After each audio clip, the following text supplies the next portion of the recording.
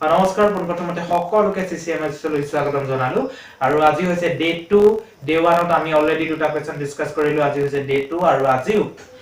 আগৰ ভিডিওটোৰ দৰে আজিও আমি চাৰিটা কোৱেশ্চন লৈ লৈছো আৰু আজি আমি চাৰিটা কোৱেশ্চন ডিসকাস কৰিম আৰু মই আগৰতেও কৈছো যে আগৰ ভিডিওটোত কৈছো যে ইমান চিন্তা কৰিবলগীয়া কোনো কথা নাই বিকজ এনেকুৱা ধৰণৰ এক্সামবোৰত প্ৰায় বিলাক ক্লাস 10 আৰু ক্লাস 9 ৰ সিলেবাসৰ মতে আহে গতিকে ইমান চিন্তা কৰিবলগীয়া কোনো কথা নাই আপোনালোকে চাই থাকক ৰিভিজন কৰক আগৰ বুকবোৰ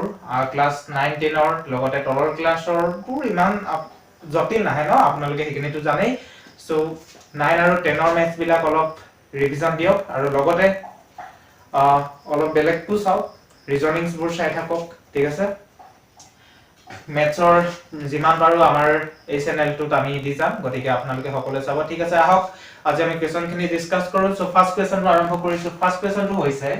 যে যদি 526 is equal to 9 আৰু 834 is equal to 9 তেন্তে 716 is equal to what so এটো কোৱেশ্চন ৰিজনিংৰ পৰা মই লৈছো ৰিজনিং কোৱেশ্চনৰ পৰা মই কোৱেশ্চনটো বাছি লৈছো গতিকে এনেকাটো যদি আপুনি ৰিজনিংত আহে আপোনালোকে obviously প্ৰায় বিলাকে সকলে নহয় প্ৰায় বিলাকে 9 ত কাৰেক্ট কৰিব বাট মই কও 9 টো কাৰেক্ট নহয় কিয় সোৱা এটো 9 হল এটো 9 হল বুলি এটো জানো 9 হল হ'ব পাৰে ইয়াত কি ক্যালকুলেশন লাগি আছে আমিটো হেতু এবাৰ চাব লাগিব হয়নে যে আমি যদি চাও ইয়াৰ এটা ডিফাৰেন্স যে 526 আছে আমি যদি 5 আৰু 6 ৰ প্লাস কৰো তেতিয়া কি হয় 5 6 কি হয় 11 হয় এতিয়া 11 ৰ 2 গলে কি হয় 9 হয়নে হয় আমি যদি হে মেথডটোকে লৈ যদি আমি এটো চাও তেনে কি হয় 8 + 4 = কি হয় 12 হয় না নহয় হে 12 ৰ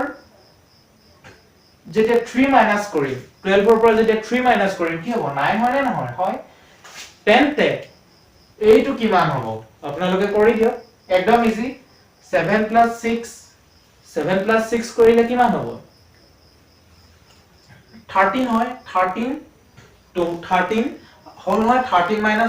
= কিমান 12 হয় না নহয় কেনেকৈ কৰিলো যে 7 + 6 কৰিলো আৰু 7 + 6 কৰি যেটো आंसर পালো হেতু মাইনাস এই মাজত থকা ডিজিটটো কৰি দিলো পাই গলো কি 13 - 1 = 12 তেতিয়ালে 12 ক'ত আছে এটো গতিকে কারেক্ট आंसर কোন হ'ব 12 হয় okay that's clear so next two চাইছো নেক্সট টু কি কৈছে 1/x when x is not equal to 0 অনন্য হ'ব ঠিক আছে অনন্য এটা কৈছে ইয়াত 1/x এটা ভগ্নাংশ দিছে ভগ্নাংশটোত x ৰ সমান কি কৈছে 0 হ'ব নোৱাৰে বুলি কৈছে ঠিক আছে সো এটা হে কন্ডিশনটো আমাক দিছে কন্ডিশনটো দিয়াৰ পিছত আমি চাব লাগে কি ইয়াৰ অনন্য অৰ্থাৎ x ৰ লগত এনেকুৱা কি মাল্টিপ্লাই কৰিলে 1 পাম আমি ঠিক আছে x ৰ লগত এনেকুৱা কি মাল্টিপ্লাই কৰিলে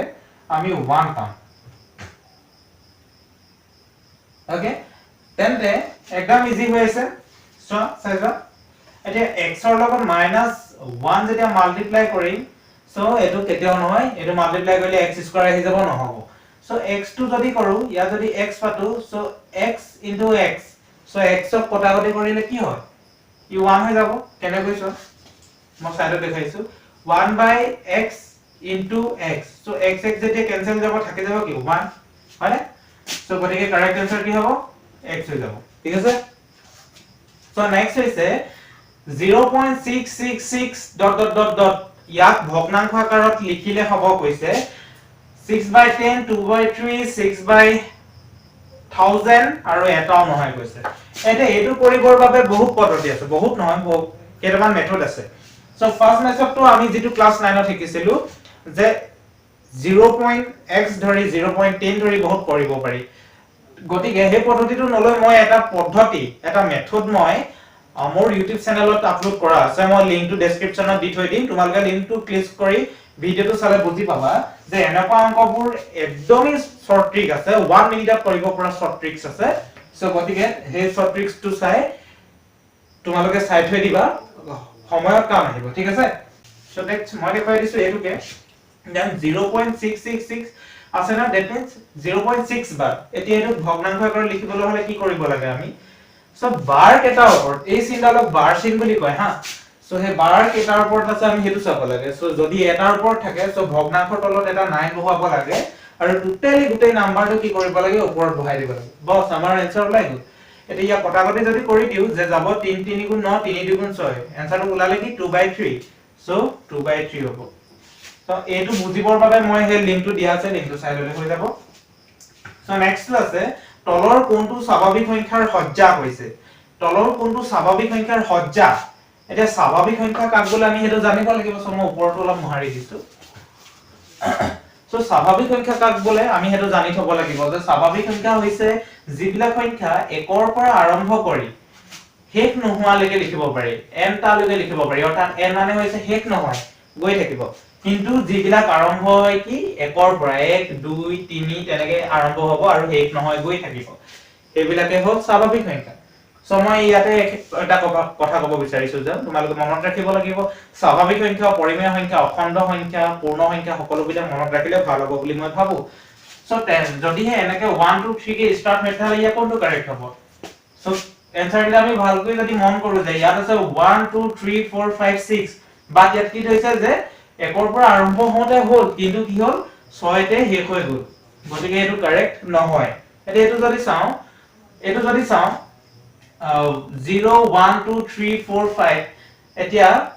এইটো কি হয় কারেক্ট নহয় কাৰণ আমি কৈছো যে স্বাভাৱিক সংখ্যা হেইবিলাক যিবিলাক একৰ পৰা স্টাৰ্ট হয় সো ইয়াত কি হয় 0 ৰ পৰা স্টাৰ্ট হৈছে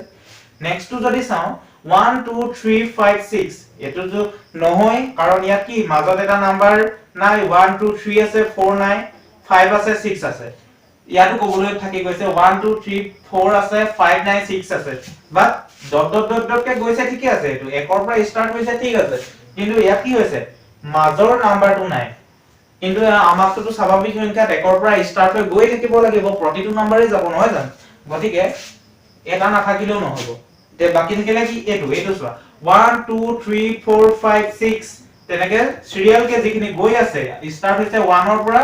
আৰু গৈ আছে শেষ নহয় গতিকে এটোই হ'ব ইয়াৰ কাৰেক্ট आंसर ওকে সো আজি আমি এইকেটাকে ডিসকাস কৰিলো সো নেক্সট ভিডিওটোত আমি